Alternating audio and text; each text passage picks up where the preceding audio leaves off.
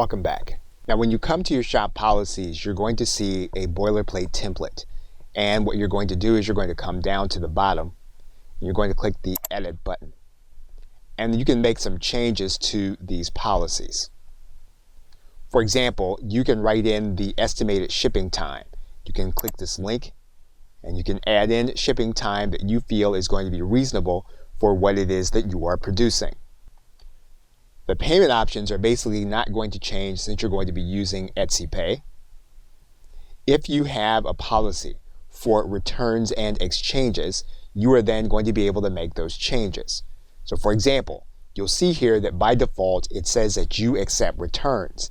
If that's not the case, you can turn off that you accept returns.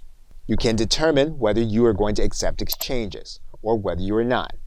So again, these are changes that you can make to the actual policy as you see them according to what your business is going to do. Again, depending on what kind of business you're doing, you may not accept cancellations. If that's the case, you're going to then select this area and then you're going to dictate how long it's going to be before you'll take the cancellation. You're going to write in which kind of items cannot be returned or exchanged.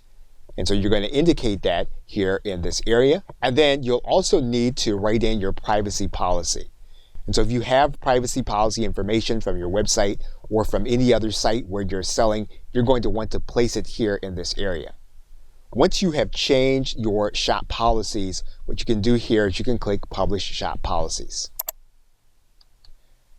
Now here at the bottom, once you do that, you're going to see that what you can do is you can add in frequently asked questions about the kind of business you're doing. If that's the case, you can click this button and you can write in your questions and your answers with respect to your business. And so there are specific questions and you can write those questions and answers here. And when you click the Save button, you're going to see that that frequently asked question is added and you can add in another frequently asked question. Now, if your business involves selling to Europe, you're going to need to write in some contact information according to laws governing the sale of those items. Now, this is going to be specifically for you to be contacted by someone in the EU. Again, if that's going to be relevant for you and your business, you can write that in here and leave it so that you can be contacted. Now again, it states clearly that Etsy will not use this information to contact you, use the other information that you have placed inside of your store. Okay, so with that, thanks, and I will see you in another video.